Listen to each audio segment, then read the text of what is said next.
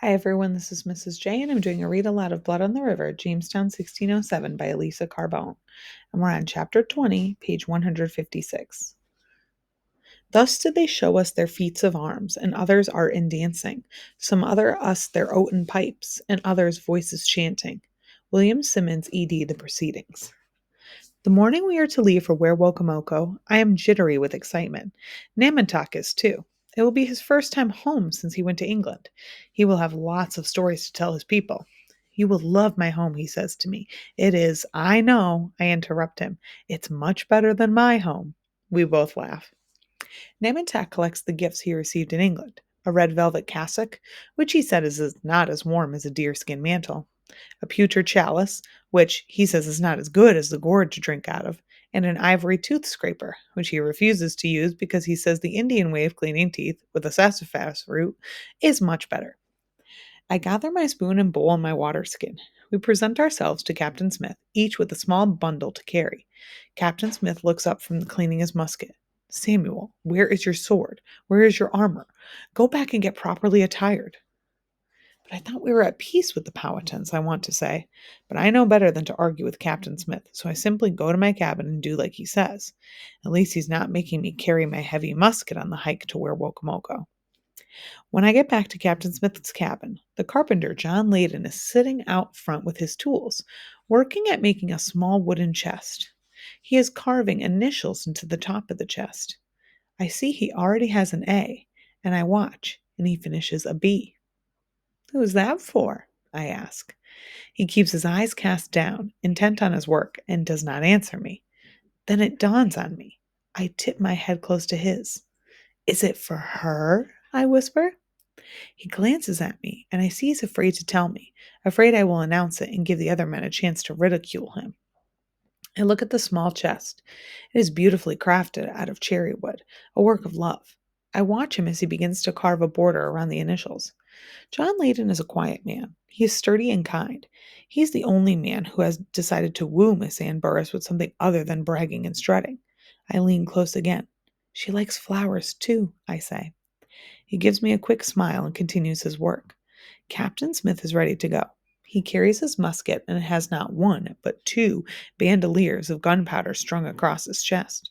His sword hangs at his side, and he is wearing full armor.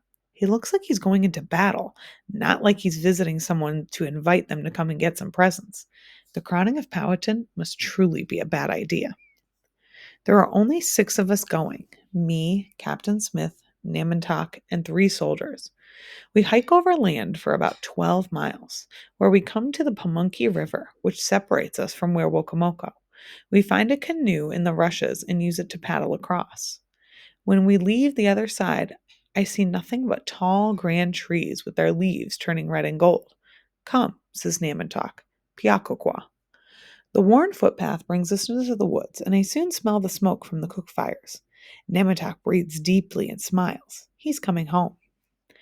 When we get to where the houses of Werowocomoco are gathered, straw-colored rectangular houses with curved roofs, there are at least 20 of them scattered among the trees, with gardens in between. They are about the size of ours, but they are made of rushes woven together. 3 small boys run out to greet us. Namantok lifts the littlest one in the air. He laughs and says in Algonquin, "You grew so much while I was gone. You must have eaten a whole bear." Most people from the village come to see who has arrived. Captain Smith speaks with one of the elders. He tells him we have gifts for Chief Powhatan brought from England. Will the great Chief Powhatan come to Jamestown to receive his gifts? The elder says that Chief Powhatan is in another village, 30 miles away. He will send for him immediately, but he will not arrive until tomorrow. I am relieved. We do not have to anger Chief Powhatan quite yet. It is beginning to get dark, and the air is filled with the chirping of crickets and cicadas. The elder motions for us to come with him, and he leads us to a field. 2 young boys lay down mats for us to sit on, and then they build a fire. Are we being invited for supper? Or are they about to start cooking on the fire, I wonder? We sit on mats, and various people from the village come and sit near us. A few old men and women, many children and young warriors. They are all silent, their faces expectant, as if they are waiting for something to happen. No one brings food to cook on the fire. My stomach begins to churn. What is going on? What are they expecting to happen? I'm glad I have my sword, but What are they going to do with us? Captain Smith sits on the mat next to mine. His eyes are wary, and I know that he too suspects this might be a trap. I touch his sleeve. What are they doing? I whisper. Suddenly, shrieking and howling erupt from the forest, the same battle cries I heard the night James was killed. I leap to my feet and pull out my sword, ready to fight and slash. Captain Smith draws his sword. He seizes an old man sitting near us and holds the sword next to his throat. Our soldiers aim their muskets into the dark forest. Howling comes closer, louder. Our attackers will be upon us any moment. Out of the shadows, a little girl comes running. She rushes up to us and stands bravely in front of the loaded muskets. It is Pocahontas. I promise no harm will come to you, she says, holding out her hands, palms up. If I am wrong, you may kill me. Captain Smith lets go of the old man. He translates what Pocahontas has said for the soldiers, and they slowly lower their muskets. All right, Captain Smith says, still looking wary. Pocahontas recognizes me and smiles. She comes to me and Captain Smith and gives us the same look of expectancy I've been seeing all evening. Just watch, she says. And then in English, she adds, you like. I grin. Captain Smith must have taught her some English words during her visits to our fort and to his visits to her village. She takes our hands, pulls us both down onto our mats, and settles in between us. The fire casts a moving light. Into the firelight leaps a form. Is it a buck? I blink. It's a woman. She's wearing the horns of a buck. Another woman battle cry. Another woman leaps into the light, and then another and another, all dancing, shrieking their battle cries, their bodies painted white and black and red. Some wear buck's horns on their heads, and each carries a weapon. One a club, another a sword, another a bow and arrow. The young women leap and whirl around the fire, their battle cries now mixing with the music of drums and rattles. They bring the night alive in their warriors' dance. I watch, spellbound. It's magic. The music and dancing last for at least an hour. Then the women run off into the darkness of the forest, shrieking the same as when they came. There's a moment of hushed silence. Then everyone starts talking, laughing, and children running and playing. And everyone gets up from their mats. Pocahontas looks at me, her eyes glowing. Did you like it? She asks in Algonquin. I nod enthusiastically. Wow, I say. This is a new Algonquin word I learned from Namantok. Wow is their word for wonder and awe. It is definitely the best word to describe what I've just seen. I have heard about masquerades in England with their grand costumes and music and acting, but only nobles are allowed to see them. Now I have seen a New World masquerade while sitting next to a princess.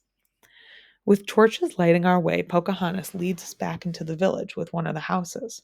There, young women dancers join us. They still are in their costumes and body paint. They all act as if they are in love with Captain Smith and our soldiers.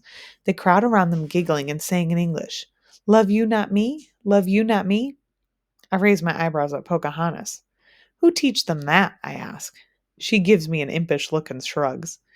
I smell something delicious and turn to see several older women bringing in platters of food.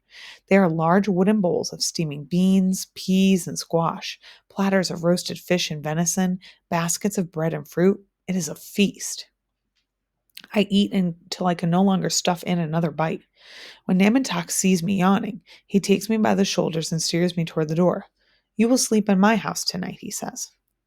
Outside the air is brisk, but when we enter Namantok's house, it is toasty warm from the fire in the middle of the dirt floor. The smoke gathers in the high ceiling and escapes through a hole in the roof. Lining the walls, there are platforms made with poles, reed mats, and skins. I see that Namantok's brothers, the three little boys who greeted him when we arrived, are already asleep on the platforms. He points to where I will sleep, next to the smallest boy. He gives me a deerskin blanket to keep warm. I lie in the bed and I can still hear talking and laughing coming from the house where the feast is going on. Namantak is right, I think. His home is much better than Jamestown. There's more food and more joy to be had in one night here than a whole year in Jamestown. Thomas Savage only stayed a little while in Weirwokomoko. Why did he not beg to be allowed to stay forever? I wish I could come and live here. I would learn the Algonquin language even better, and I would be able to trade and help the colony. Namantok could teach me to make a bow and arrow and shoot straight. I could hunt and help feed us. I wonder if that is what Reverend Hunt meant about making decisions out of love. Love for our newfound Indian friends, love for our fragile New World colony. I remember when we first landed in Virginia. And again, the night of the Indian raid, how I thought I hated all of the natives and wanted our men to shoot and kill them. Those thoughts seem so strange to me now that Namatak has become my friend and Chief Powhatan has rescued us from cold and starvation, and Princess Pocahontas has treated us as her countrymen. This new world is a good place to live, I think, as long as we keep peace with the Powhatan people. And then I remember how Captain Smith dressed as a warrior to bring the news of the coronation to Chief Powhatan, how he said that this news would not sit well with the chief, and I wonder how long the peace and all the love will last.